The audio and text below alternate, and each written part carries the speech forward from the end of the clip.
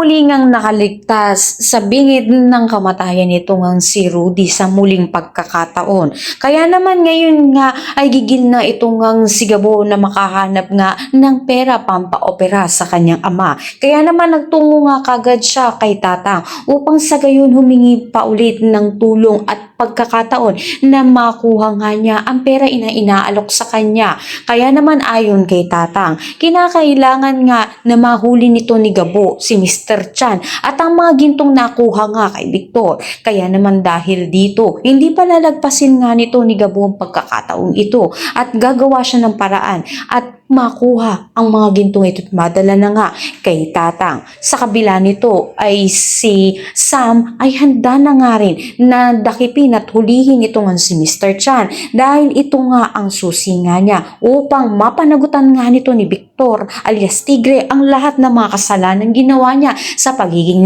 gold smuggler. Kaya naman dahil dito muli na naman magtatagpo si Sam at si Gabo.